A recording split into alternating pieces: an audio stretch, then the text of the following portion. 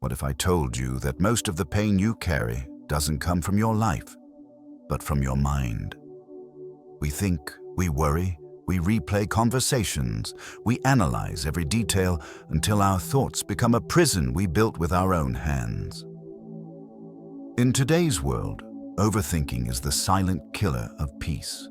We compare ourselves to everyone, we assume the worst, we fear judgment, and we punish ourselves with scenarios that never even happened. But here's the truth. Stoic philosophers understood thousands of years ago. Your mind is not supposed to torture you. It's supposed to serve you. And when you learn to control your thoughts instead of being controlled by them, you reclaim your life, your clarity, and your inner power. Today, we'll explore 7 Stoic lessons that can help you break mental loops, stop emotional spirals, and finally breathe again. If you're ready, hit like, drop a comment, and let's begin. Lesson 1. You suffer more in imagination than reality. Most people don't break down because of what actually happens to them. They break down because of what they imagine might happen. This is the core of overthinking. Your mind becomes a storyteller, and the stories it tells are almost always darker, scarier, and more painful than the truth. Seneca warned us long ago, we suffer more in imagination than in reality. He wasn't describing philosophy. He was describing exactly what happens when your mind spirals. A late reply turns into, "What did I do wrong?" A short message becomes, "They're upset with me." A meeting request becomes, "I'm in trouble." A moment of silence becomes, "I'm being judged." Your mind turns tiny signals into massive threats. It fills in the gaps with worst-case scenarios because the brain is designed to protect, not to calm. It scans for danger even where none exists, especially when you're stressed, tired, or emotionally vulnerable. But Stoicism teaches a freeing truth. Your imagination is not evidence. Your thoughts are not facts. Marcus Aurelius wrote, "Today I escaped anxiety, not because it vanished, but because I let it go." He understood something most people never learn. Overthinking isn't caused by life being too hard. It's caused by the mind being untrained. So how do you retrain it? The reality check ritual. When your mind spirals, pause and ask, what actually happened? What meaning am I adding to it? What can I verify as true? Almost always, the pain is in the second question. The reset. Worst case, best case, real case. Overthinking jumps straight to catastrophe.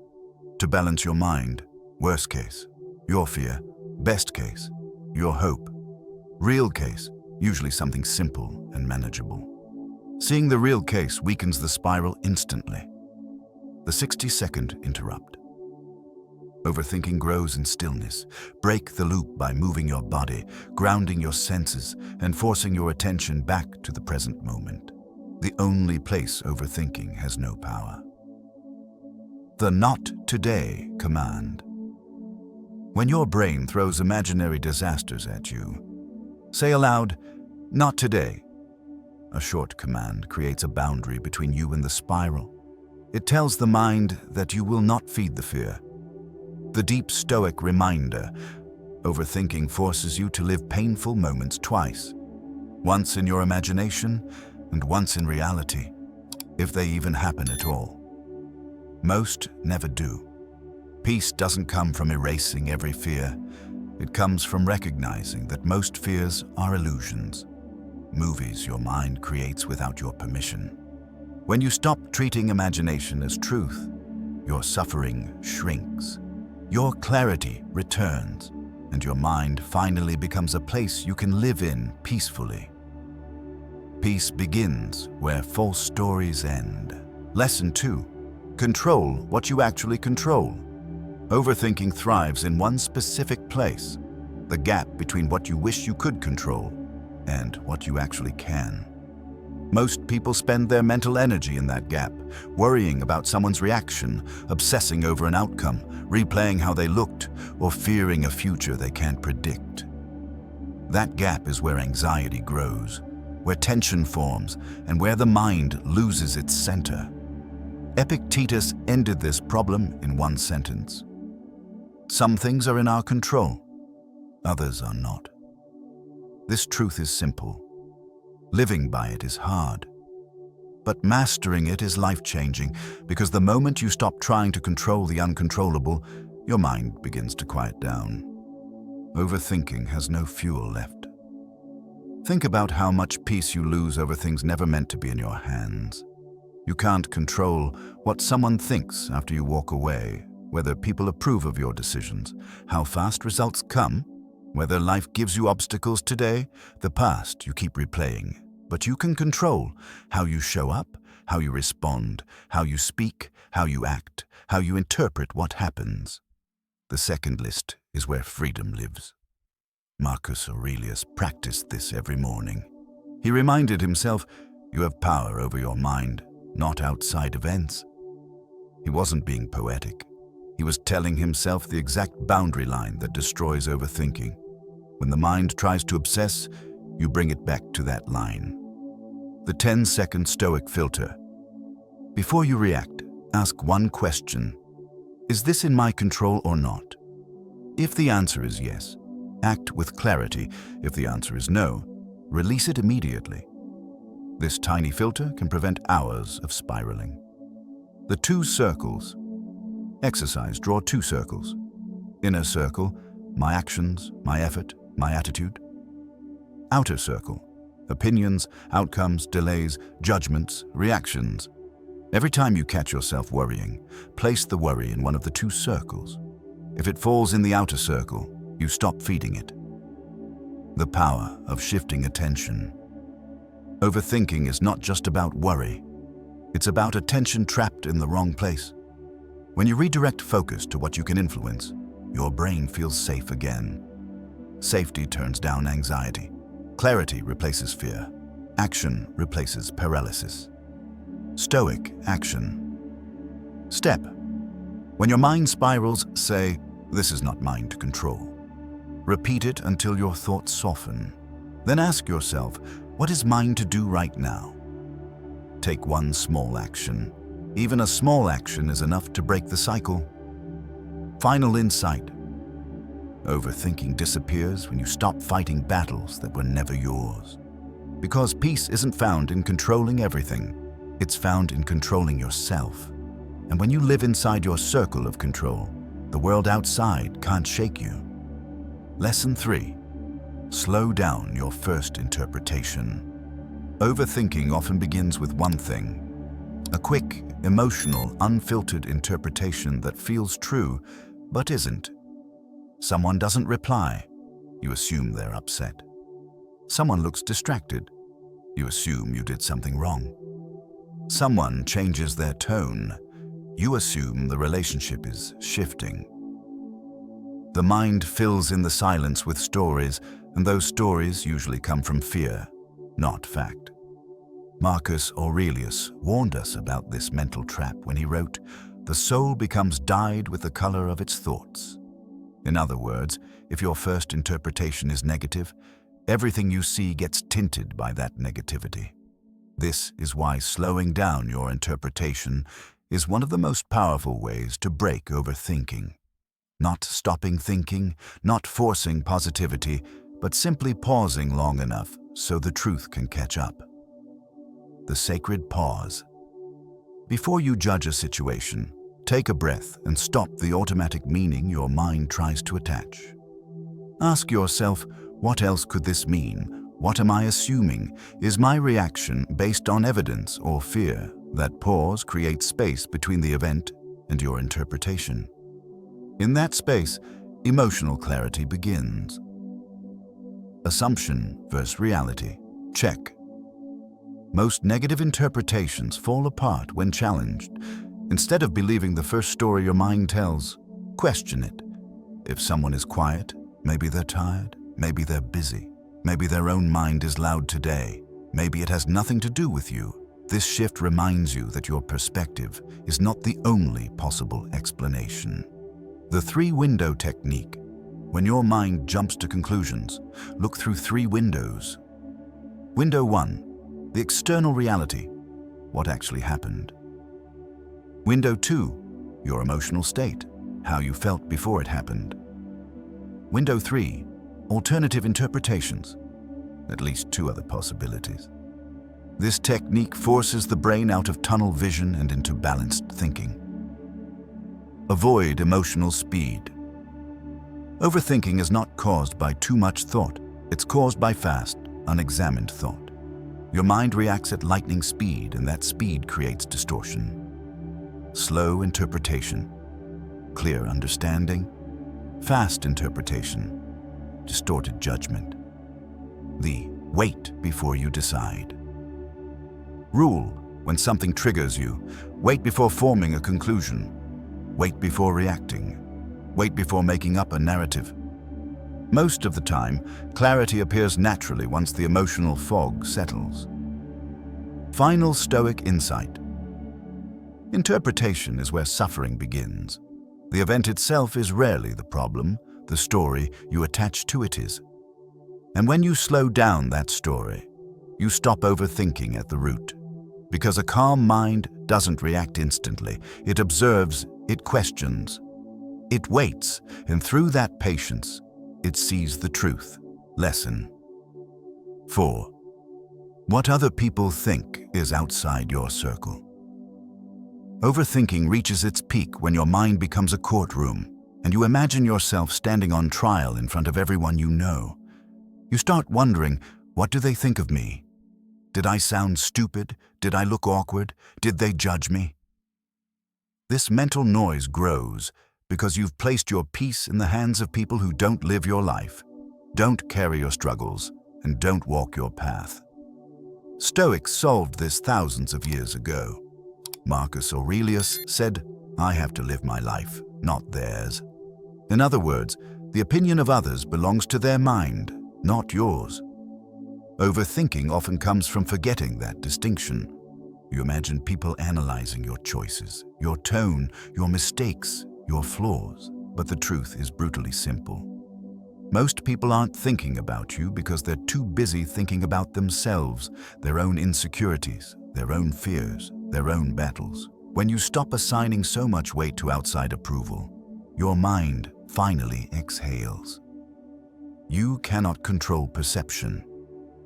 You can control your intentions, your actions, your character, but you cannot control how someone interprets those things. Two people can see the same behavior and draw completely different conclusions. That's not your failure, that's human psychology.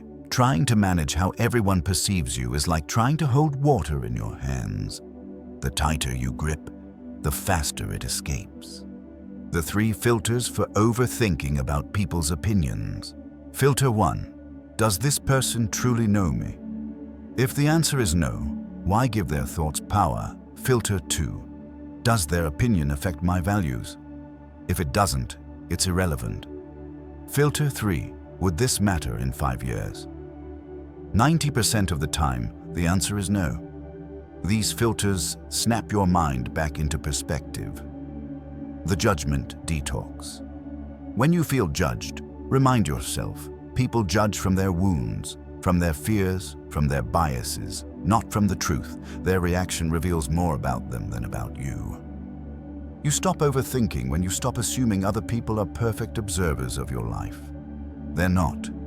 They're flawed, distracted, emotional humans, just like you. The return it back technique.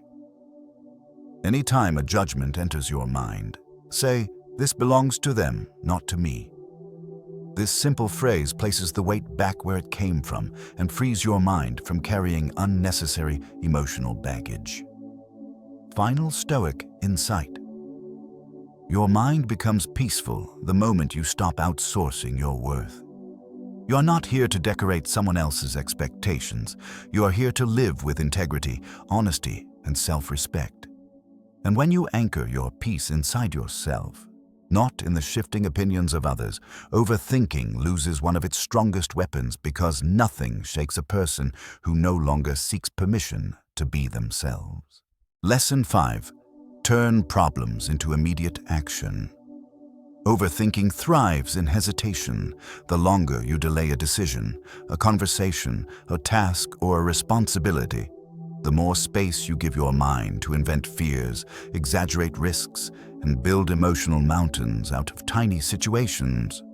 What begins as a simple item on your to-do list becomes a mental monster, not because it is difficult, but because you've fed it time. Stoics understood a timeless truth. The mind collapses under inaction far quicker than it collapses under effort. Marcus Aurelius wrote, "Be tolerant with others and strict with yourself."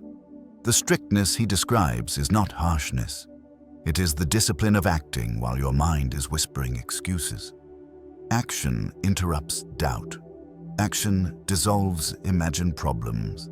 Action restores clarity faster than any amount of thinking ever could. Think about your own patterns.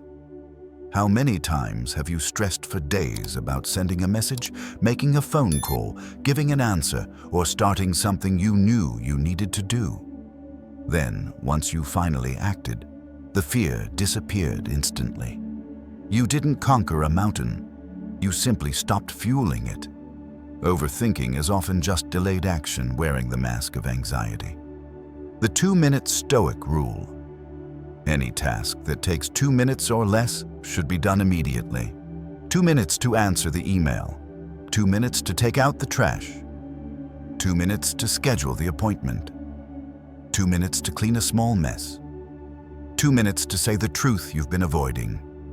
Small actions create momentum, and momentum is the enemy of overthinking. When the mind sees action, it stops looping. When it sees hesitation, it tightens the loop even more. Every tiny task done quickly becomes a signal to your nervous system. I'm capable. I'm in motion. I'm not stuck. Break the cycle of rumination. Through doing. Every time you're afraid of starting, remind yourself that doing is always smaller than imagining. The moment you take even one step, your brain recalibrates the threat level. What felt overwhelming becomes manageable. What felt confusing becomes clear. Most of the time, you were never afraid of the task. You were afraid of your own projection of it. Turn fear into direction. Instead of letting fear freeze you, use it as a compass. Ask yourself, what action could I take right now that would make this situation simpler? Then do that action without negotiation. Don't wait to feel ready. Don't wait to feel confident. Don't wait for perfect timing. The act of starting generates the clarity you were waiting for. The Stoic way to deal with problems. Stoics never asked, "Why is this happening to me?" They asked, "What is the next step within my control?" Overthinking demands explanation. Action demands direction. Direction always wins. Final Stoic insight. Most problems are not problems. They are signals asking for action. When you move, even a little, your mind stops spinning and starts stabilizing. When you delay, the spiral tightens. And when you turn problems into immediate action, life softens, fear loses its grip, and the overthinking loop finally cracks open. Because clarity is not found in thinking more, it's found in doing sooner. Lesson 6. Focus on the process, not the outcome. One of the biggest engines of overthinking is the obsession with results. We worry about how things will end, how people will respond, whether we will succeed, and what will happen if we fail. The mind becomes trapped in predictions and fantasies, none of which we can control. Stoicism cuts through this mental chaos by returning us to something simple, ancient, and powerful. Focus on your effort, not the outcome. Epictetus reminded his students, "Do what is in your power, the rest is not your concern." This is not passivity. It is precision. It is the ability to place your energy exactly where it matters and refuse to waste a single thought on what does not. Overthinking about outcomes creates pressure long before anything happens. When you worry about the future, you lose the present. When you obsess about success, you lose your ability to perform. When you fear failure, you stop yourself from starting. The very thing you're trying to protect becomes the thing you sabotage. The process anchor. Stoics understood that the only stable place to stand is on what you can do right now. Your effort, your attitude, your discipline, your preparation, your behavior. These things are always within reach, and when your attention is anchored here, the mind relaxes. You cannot overthink what you are actively doing. Expectation is a thief. When you attach your peace to a specific outcome, you hand control of your emotional life to randomness. You cannot control who buys your product, who stays in your life, who understands you, who chooses you, or who praises you. The world moves by its own logic, not by your expectations. This is why Stoics trained themselves to release emotional attachment to outcomes. Not because outcomes don't matter, but because obsessing over them destroys the very mindset required to achieve them. The daily "what is mine to do?" Check-in. Every morning or before any important task, ask yourself, what part of this is mine? What part is not mine? What can I do today that moves me one step forward? Just one step. Not 10, not the whole journey. The next step only. This keeps the mind anchored in action instead of fear. The outcome, detox ritual.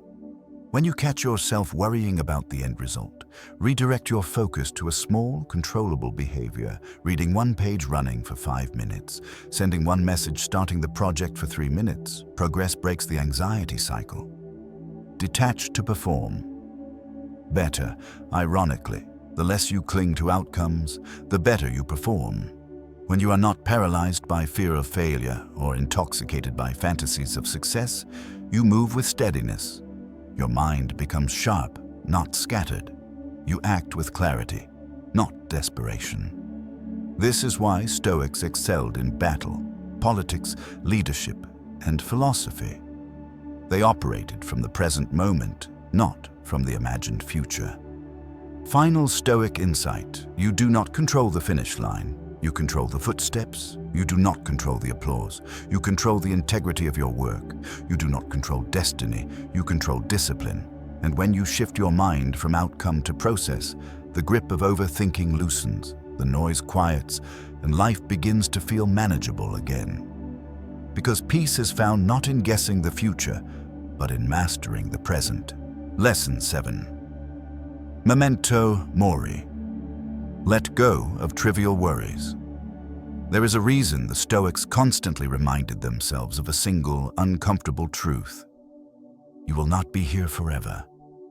Not to be morbid, not to be dramatic, but to strip away the mental noise that keeps people trapped in endless overthinking. Memento Mori. Remember that you will die is not about fear. It's about clarity. It's about perspective. It's about realizing that most of the things consuming your mind today will mean absolutely nothing in the grand story of your life. Overthinking makes small things feel gigantic. A comment, a mistake, a delay, a moment of awkwardness, a misunderstanding, a risk you're scared to take. But when you view these moments through the lens of mortality, they shrink instantly. You realize how much time is wasted worrying about opinions that don't matter, problems that won't last, and fears that won't follow you beyond today. Marcus Aurelius wrote, "You could leave life right now. Let that determine what you do and say and think." He wasn't encouraging panic. He was encouraging focus.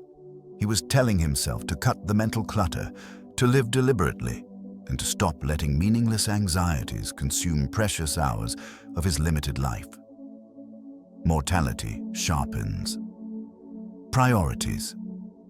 When you remember that time is finite, your mind starts to reorganize your worries.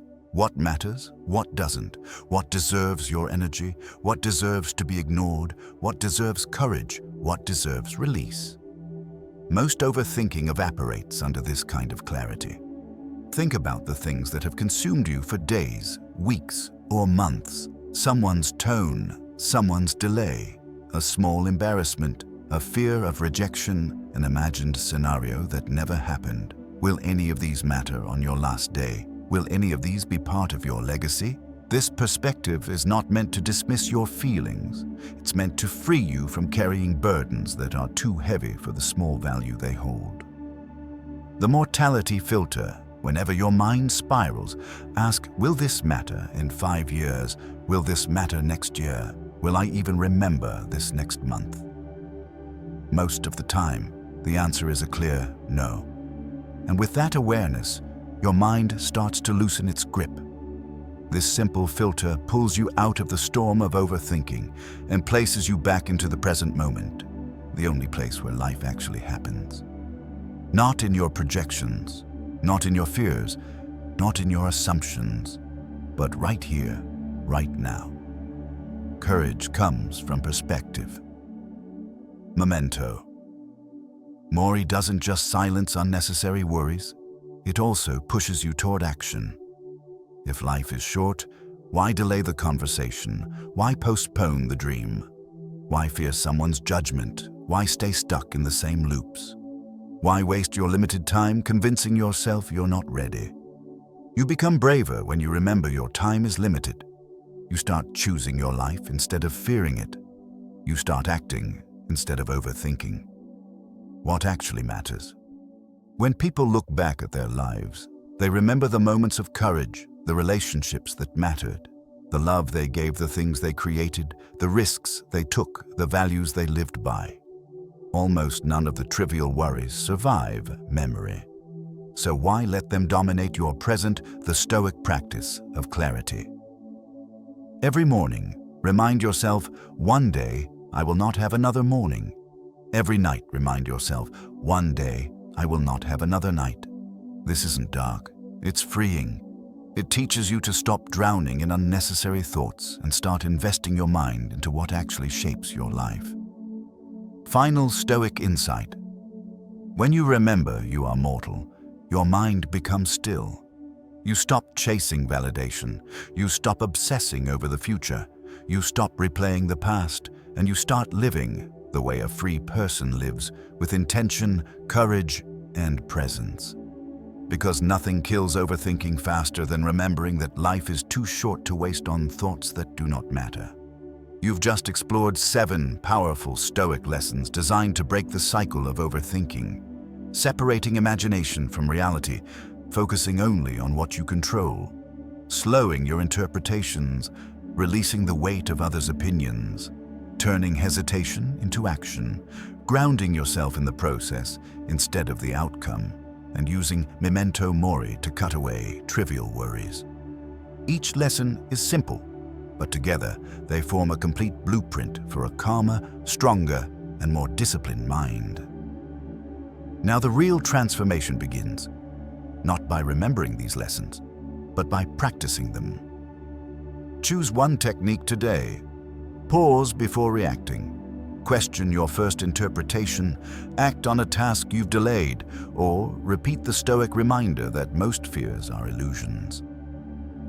Small daily practice is what rewires the mind. Thank you for spending your time here and investing in your inner growth. Your presence, your attention, and your willingness to become mentally stronger truly matter. If this video brought you clarity, hit like, share your thoughts in the comments, and subscribe so you never miss the next chapter in your Stoic journey. I'll see you in the next video. Until then, protect your peace and train your mind with intention.